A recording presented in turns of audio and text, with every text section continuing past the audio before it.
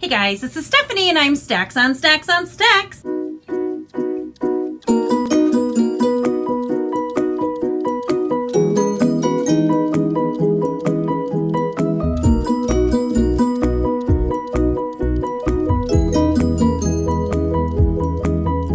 I am coming to you guys from sitting because I decided that I talk so long when I do my wrap up of some Monday reads that I'm just gonna sit now in this handy dandy chair that lives in my basement and I have no idea where it came from.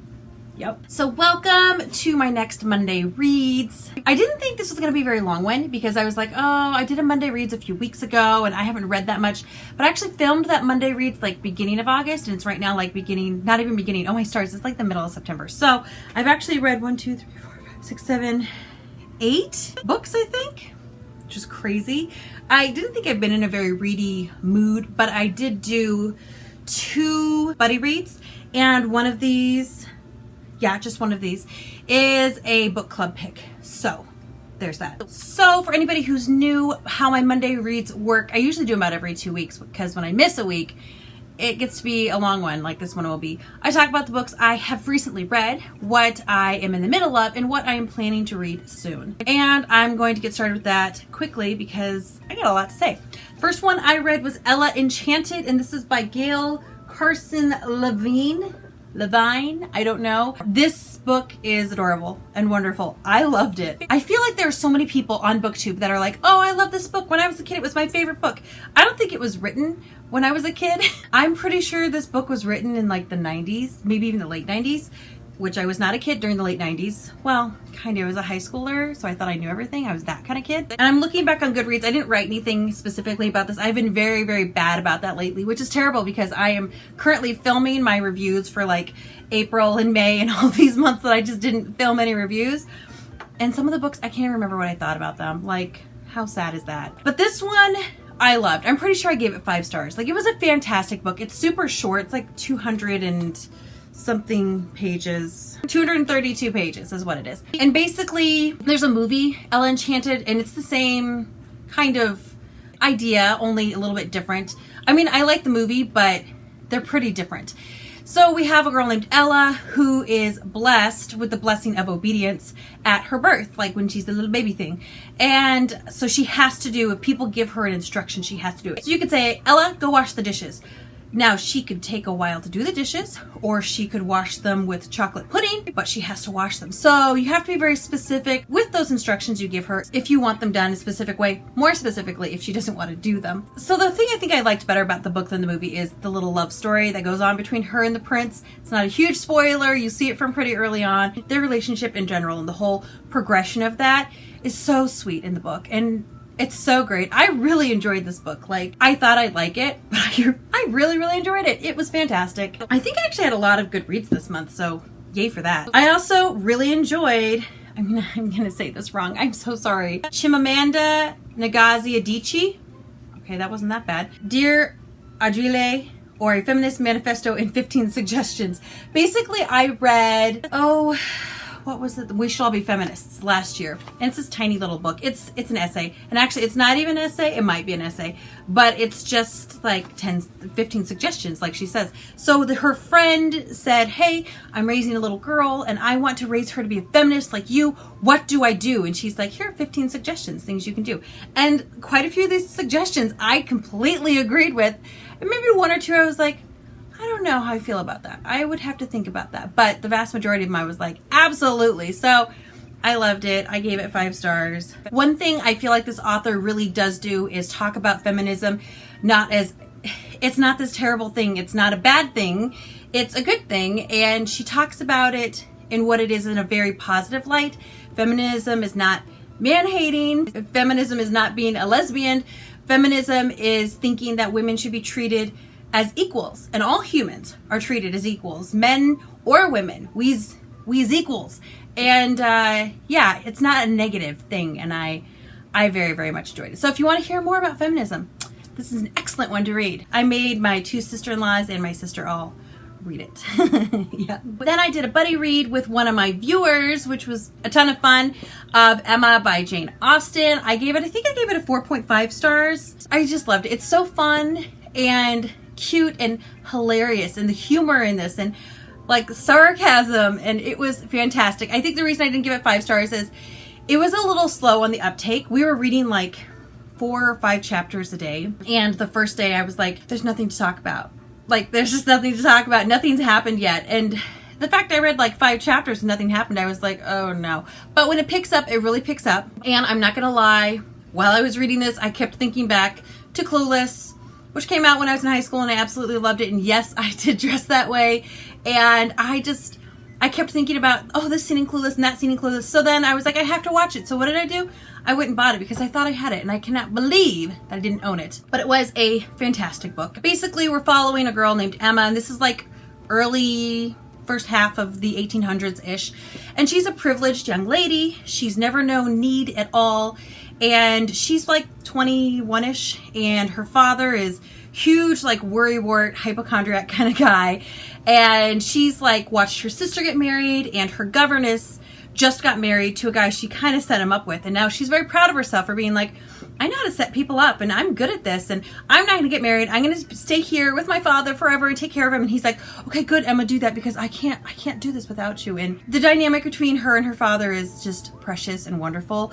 And then there's just humor all over the place. And so she's like finding a new project and a new person to match up with other people. And some of them don't work and some of them do. And it's a great journey.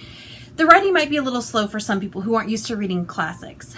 That's the only warning I'd really give. But honestly, this might be my favorite. I don't know. I really love Pride and Prejudice. This is up there on my favorites for the Jane Austens, though I need to go back and read more of them. I'm pretty sure I read Sense and Sensibility at one point. Don't remember much of it. Started Persuasion. Didn't finish it. Never read Northanger Abbey or Mansfield Park. So I should probably work on those. The next book I read is We're Going to Need More Wine by Gabrielle Union. I actually listened to this one on audiobook because my library had it, which was fantastic. And she narrates it herself, which is absolutely great. Now, Gabrielle Union is on America's Got Talent, which is one of my husband's and my favorite things to do together is to watch it and, you know, yell at the TV and all that kind of fun stuff. And she's one of the judges, and she's from Nebraska. Like, she was born in Omaha, Nebraska, which is not the capital, but it's the largest city in Nebraska. So I was interested, and I was like, she's a biography about herself. I should read it or listen to it. And then my library had it, so I went for it. And I think I gave this like a 3.8 personally and about a 4.0 technically. I actually thought the writing was very good. I do know sometimes famous people have somebody come in professionally and like help with the writing and stuff like that. So I don't know if she did that or not, but if she did, she picked the right person to help because she sounded great. I kind of thought this was going to be like anecdotes about my first acting job and how I got into Hollywood. And it really wasn't. It was a lot about race and about her being a dark-skinned black woman and how there is like prejudice within the black community between lighter-skinned black people and darker-skinned black people. And I've heard about it before in other books or like on a TV show or something, but I have never heard about it in this much detail. It was very eye-opening. And sometimes I feel ignorant because I don't know these things, but I'm not around these things, and that's why I don't know them. But now that I know, I'm like, okay, I have this information. I need to make sure that I am not that person who's treating somebody differently because their skin is a darker brown or a lighter brown and so on and so forth, which I don't think I treat people that way. It just makes me be more conscious of not doing that, I suppose. But she went into details talking about like how black women, some are shamed for wearing weaves or for wearing wigs or for dyeing their hair and all these things that I'm like thinking, well, I don't know, I dye my hair purple in my hair right now. Like, so why does it matter if we dye our hair or if we wear a wig? Or I don't always think I grasp all of these things, though I do feel she was well spoken. She talks very openly about her race. She talks openly about sex. She talks openly about a lot of things in her life. And one of the more interesting things was about her anxiety of trying to please people almost. She doesn't want to come off rude, but she wants her family time to be her family. So she's in public. She doesn't want you coming up to her being like, oh my gosh, I loved you in that cheerleading movie and stuff like that. She wants to be able to just be with her family. But the anxiety comes in because she doesn't want to disappoint you. But at the same time, she doesn't want to disappoint her family. And she's got to draw the line somewhere. And she feels bad about that. And I'm thinking, don't feel bad about that. People need to have better boundaries. That's what it is. All in all, I did like it. It wasn't as like happy and storytelling as I thought it was going to be, but I still very much liked it. The next book I polished off was Discovery of Witches by Deborah Harkness. And this was my book club pick for the month of August. And I really liked this. I think I gave it 4.5 stars out of 5. And I wasn't expecting to like it. And I think that's why I liked it so much at the end. It was picked and I kind of thought, so all I knew about it is that this supernatural book has witches and demons and vampires in it. And I was like, okay, so it's going to be a kind of dumb sex book. And it's pretty long. And I was like, okay, just prepare yourself, Steph. There's going to be a lot of like vampire love scenes and just prepare yourself. And it was not that way. I was really surprised. I was about 200 pages in and I kind of had some like lame Twilight vibes going on, but better writing. Like, she's a very good writer, but the first 200 pages I was like, they're gonna fall in love, they're gonna do it, they're gonna this. Let's just tear the Band-Aid off. Let's just get there already. But that's not what it was. And then she spent the next 350 pages writing these twists and turns and things that I didn't see coming, and actually having her own world, her own lore of vampires and witches and demons. And I found that so interesting, and the powers that some had and others didn't have. And I really enjoyed that. I enjoyed it a lot more than I thought I was going to. I didn't think I was going to like it. It was not a sex-filled book. There's no sex in here at all. And I was like, that's fantastic. So I did like it. I don't expect that to carry through for the next 2 books, but I am going to continue reading this series. I definitely did enjoy it. Basically, in this one, we're following a girl named Diana who was raised as a witch, but she never trained her powers. And when she tried to when she was young, it didn't go well. So she's like, you know what? I'm going to be a witch with no power. That's all. And her parents died when she was like 7 years old. And so she was raised by her aunt and her aunt's partner. And currently she is in Oxford and she is studying alchemy. Things start to happen that are pulling her into that supernatural community, and she's just not going to be able to ignore it a whole lot longer. If you like supernatural books with a little bit of romance, you probably would really like the book. It was pretty well written, I'm not going to lie. The next one I'm going to talk to you about is The Demon King by Cinda Williams-Chima. This book has probably been on my TBR shelf for like 4 or 5 years, like a long time. So Serenity Dawn and I did a buddy read with this book, and it was fantastic. We read like, I don't know, 4 or 5 chapters a day and got through it in under a week. I gave this a solid 4 stars. 4 stars personally, 4 stars technically.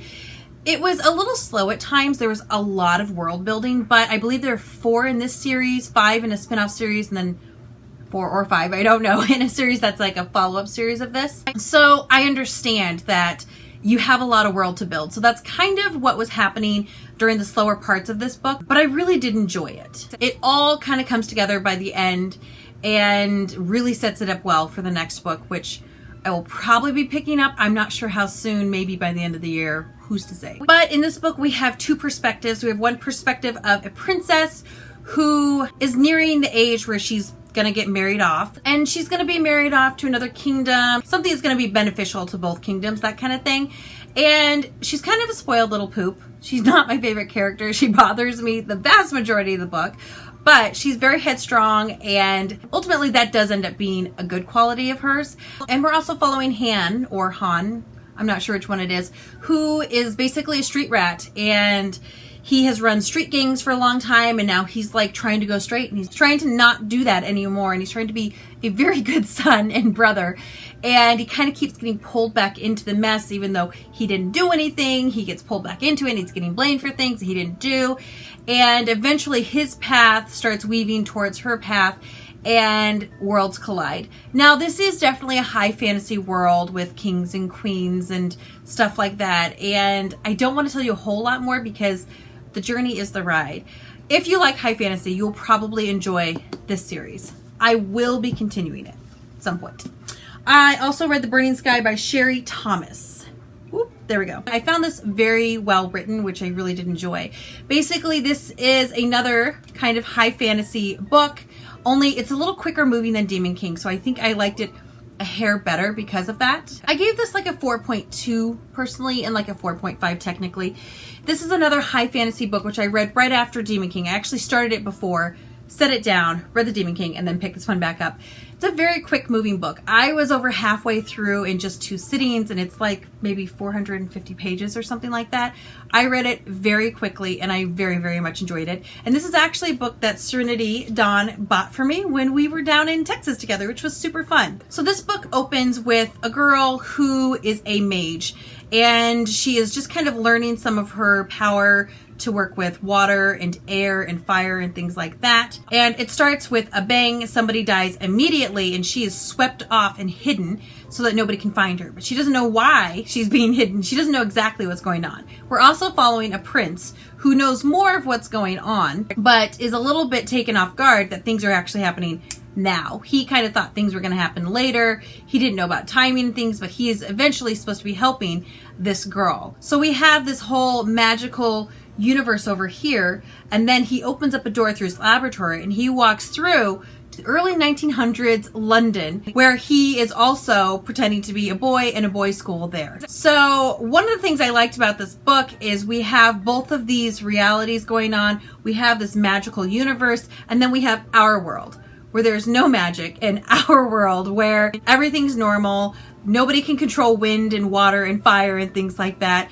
And it moves very, very quickly, which I very much enjoyed. It deals a lot with prophecies being fulfilled and things like that. And it's a trilogy, so I will be continuing on with this one as well. I'm not sure when. I feel like I started a bunch of series this month. Why did I do that? And now I want to finish them all, but I can't finish all of them at the same time. So if, again, you like high fantasy, this is going to be a great one. It definitely reads more YA and very, very quick read as well. And the last book I just finished the other day is Since You've Been Gone by Morgan Matson. This is the 3rd Morgan Matson book that I have read, and I gave it a 4.5 stars. I loved it. I thought it was so cute and so fun and very Morgan Matson. One of the things I like about Morgan Matson's books is there's almost always a romance in there, but the romance is always on the back burner. We're focusing on a friendship, we're focusing on a family, we're focusing on different relationships, and this woman is really good at writing relationships. I love the way she writes relationships. I love how real it is between 2 best friends, or 2 people who used to be friends, or a brother and a sister, or 2 sisters, or whatever it is. The conversation, the feeling of it is so real. I just absolutely adored reading this book. And it went by so quickly. I read it so fast. I was like, oh my goodness, it's done. It's gone. I read it in like 3 days. I couldn't believe it. Basically, in this one, we are following a girl named Emily who is starting her summer. So I think it's the summer before her senior year. It could be her junior year. I don't remember. But it's the beginning of her summer, and her best friend Sloane is nowhere to be found. But she does have a note from Sloane. And basically, the note was a to-do list. So she was supposed to, number 1, kiss a stranger. Number 2, go skinny dipping. Number 3, steal something. Number 4, break something. And so on and so forth. And there are 13 things that she has to do. Now, she doesn't know where her friend is. She doesn't know why she was left this list exactly. She just knows that she's supposed to do these things. Sloane is the outgoing friend, the bubbly friend, the friend that always is having fun and everything's great and the world is amazing. And Emily is more reserved and quiet and doesn't like to talk in front of people and would never go up to somebody and invite herself into a conversation, let alone skinny dip, break something, steal something, hug somebody she doesn't know, or go apple picking at night. These are not things that Emily would ever do. But something inside her thinks that if she does these things at the end of the list, she will find her best friend once again. So basically, it takes place over the summer, and it's her adventures of trying to do the things on the list and everything that goes with it. And it's well written, and it's smart, and it's a contemporary that made me smile, which is good because I've read a few this year that I haven't liked, but this one I loved. Okay, so those are all the ones that I've read. I feel like that took forever. I'm going to very quickly go through what I'm currently reading and what I'm going to read. Okay, I am in the middle of Alita Battle Angel Last Order, Angel Reborn by Yukio Curio, which I started like 3 months ago, but then I had to take it back to the library. So I got it back now, and I'm like halfway done, and I'm gonna probably polish that bad boy up soon. I'm not 100% sure how to describe what it's about, but if you saw the movie, it's similar to that. It's kind of, I think it's what happens before the movie. And it's about a girl, we're just gonna say it's about a girl who's kind of part machine and she gets her memories wiped. And here in this one, she's remembering a few major details. I also have The Wicked and the Divine Faust Act, which is really white, so I'm not going to hold it up, which I started, and I just need to finish it. It's just been sitting around upstairs. I am only a quarter of the way into Proven Guilty by Jim Butcher, which is a reread from the Dresden Files. This is one of the ones, I really like some of the ones in the middle, so I'm excited to get to this one too. And I'm 3/4 of the way through Harry Potter and the Order of the Phoenix, which is another reread, and I'm absolutely loving it. I hate Umbridge with every fiber of my being because J.K. Rowling is just that good of an author, but I'm about 3/4 of the way through it. I will probably get it finished in the next week or so. I don't know. I'm not in a super huge hurry to get through these books either. So I just love them, that's all. I'm also in the middle of a book called The Pawn of Prophecy, which I started about a month ago, and I was listening to it, and then it had to go back to the library. So I'm next in line to get it. So hopefully I can get it, and I had like an hour left. So hopefully I can get it, and then I can just listen to that last hour, which would be fantastic. And currently I'm listening to The Unhoneymooners by a woman. I'll put a picture because I can't remember who wrote it. And I'm loving this. It is kind of like, it's definitely chick lit, which is outside of what I read, but it's hilarious. It's basically about these two people who completely hate each other. And they're in the wedding party of his brother and her sister. They're getting married to each other.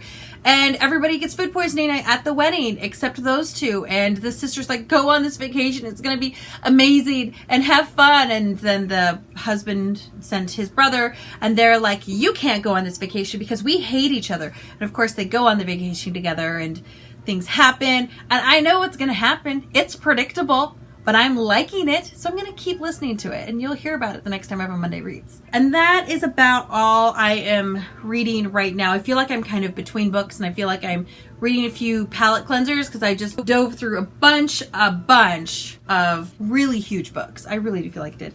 I will be reading this month, all of the Ever Afters, An Untold Story of Cinderella's Stepmother by Danielle Teller. This is my new book club pick for September, so I probably need to pick it up soonish. A couple of manga I want to get to this month is The Girl on the Other Side, story and art by Nagabe. I have not heard of this, but I bought it on Book Outlet a while ago, and it looks interesting, so I'm going to read it. I also have the first Rurouni Kenshin, which technically I started, but I need to get through some of these as well. I thought I'd pick up a Toni Morrison. The only one I have is called A Mercy. I did start this one, to be honest, and I probably got like a chapter in, and I was like, this is a hard book to read. So I'm going to keep trying to read it because this is really glary, so I'm going to put it down. Because she did just pass away and I have not read any of her books, I thought I should read this one, but it's a little difficult, so I will have to slowly work on it. I know. I also am going to be picking up Siege and Storm sometime soon, hopefully within the next month or by the end of this month. I will pick this one up and tie up the series by the end of the year. And then of course I got Shadow of Night, which is the sequel to Discovery of Witches, the second book in the, what's it called series? Like the Book of Life series or something like that. It's a library one, so it's nice and shiny, and I just got it the other day, and I actually got it on audio too. I got it both on audio and in book form because I was gonna read whatever came first, and then they came at the same time. So there you go. So that is about it. I am gonna try and keep the end of this pretty short. If you've read any of these books I've read, let me know your thoughts on them, because I would love to know if you've read them or if you're interested in any of them, if you have questions about them. I'd love to answer questions that you might have, or even about the books that I am going to be reading. You can let me know what you thought of those as well. And I'm pretty pleased. I feel like I talked about 8 books and they were all 4.0s or higher, which is weird. I honestly feel like most of this year I've been like, I didn't like this, I didn't like that. I've been like a grumpy bear about everything, but I liked these books. These books were fantastic and they have made me very happy. But I think that is everything I have for you guys. Please feel free to comment down below. Tell me if you guys have read any Toni Morrison, and tell me if there's a specific one I should start with, like one that might be a little bit easier for me to read because I'm such a wuss about reading and things like that. It is what it is. Or comment about anything else because I love your comments. Like, subscribe, watch another video, and have a good day. Goodbye.